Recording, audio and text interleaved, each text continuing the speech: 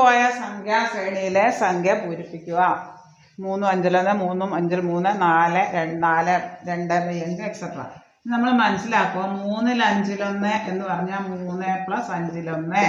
3 + 5 1ന്റെ കൂടെ എത്രയും കൂടെ കൂട്ടിയാൽ 3 5 2/5 കൂടെ കൂട്ടിയാൽ മതി. അതായത് 3 + 3/5 കൂടെ ഛേദം ഒരുപോലെ ആയിട്ട് 3 3/5. ഇതിന്റെ കൂടെ ഒരു 2/5 കൂട്ടിയപ്പോൾ ഈ സംഖ്യ കിട്ടി. ഇനി 3 3/5ന്റെ കൂടെ ഒരു 2/5 കൂട്ടി നോക്കാം അടുത്ത കിട്ടുമോ. 3 + 3/5ന്റെ കൂടെ ഒരു 2/5 കൂടെ കൂട്ടി നോക്കിയാൽ മതി. അതായത് 3 + 5/5 അടുത്ത സംഖ്യ കിട്ടി. 3 + 1 4. അപ്പൊ ഇവിടെ നമ്മൾ 2/5 ആണ് കൂട്ടിയത്. ഇനി 4ന്റെ കൂടെ ഒരു 2/5 കൂട്ടി നോക്കാം. 4 2/5 ഇവിടെ 2/5 എന്ന ഫ്രാക്ഷനാണ് കൂട്ടിയത്. അപ്പൊ ഇവിടെ നമ്മൾ ഇത് മനസ്സിലാക്കുക. 3 5 1 എന്ന് പറയാം 3 + 5 1. അതിന്റെ കൂടെ 2/5 കൂട്ടുമ്പോൾ 3 3/5 കിട്ടും. ഇവിടെ അപ്പൊ ഇനി വീണ്ടും ഈ 4 2/5ന്റെ കൂടെ 4 + 2/5ന്റെ കൂടെ ഒരു 2/5 കൂട്ടി നോക്കാം. 4 4/5 കിട്ടും. 4 + 4/5 4 4/5 ഓപ്ഷൻ എ ആണ് ഉത്തരം. ഇവിടെ എല്ലാം 2/5 എന്ന ഫ്രാക്ഷൻ കൂട്ടിയാണ് എഴുതിയേക്കുന്നത്. ഈ ഹോൾ നമ്പർ നോക്കണ്ട. 3 5 1ന്റെ കൂടെ ഒരു 5 2 കൂടെ കൂട്ടിയാലേ 5 3 കിട്ടും. 3 3/5ന്റെ കൂടെ ഒരു 2/5 കൂട്ടുക. ഹോൾ നമ്പർ അവിടെ കിടക്കട്ടെ. 3 + 3/5 + 2/5 5/5 3 + 1 4.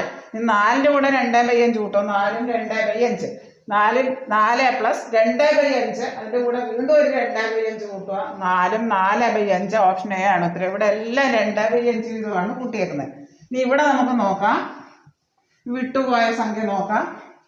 ഇവിടെ 8 8ന്റെ കൂടെ 2 കൂട്ടി 10 10ന്റെ കൂടെ 4 കൂട്ടി 14 14ന്റെ കൂടെ 16 കൂട്ടി 30. ഇനി നമുക്ക് ഈ സംഖ്യാശ്രേണിയുടെ ഈ ഗ്യാപ്പിന്റെ പ്രത്യേകത എന്താണെന്ന് നോക്കാം. ഇവിടെ 2 ഇവിടെ 2ന്റെ സ്ക്വയർ ഇവിടെ 4ന്റെ സ്ക്വയർ ഇനി ഇവിടെ 16ന്റെ സ്ക്വയർ കൂട്ടിയാൽ മതി.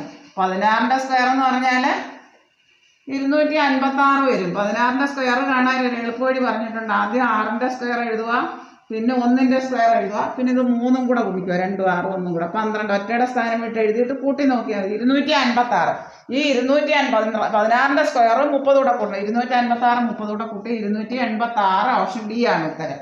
ഇവിടെ ആദ്യം 2 കൂട്ടി, പിന്നെ 2ന്റെ സ്ക്വയർ കൂട്ടി 4, പിന്നെ 4ന്റെ സ്ക്വയർ കൂട്ടി 16. ഇനി 16ന്റെ സ്ക്വയർ കൂട്ടണം. അങ്ങനെയാണ് ഈ ശ്രേണി പോയിരുന്നത്. 286 കിട്ടും. 16ന്റെ സ്ക്വയർ 256 30 കൂടെ കൂട്ടും 286.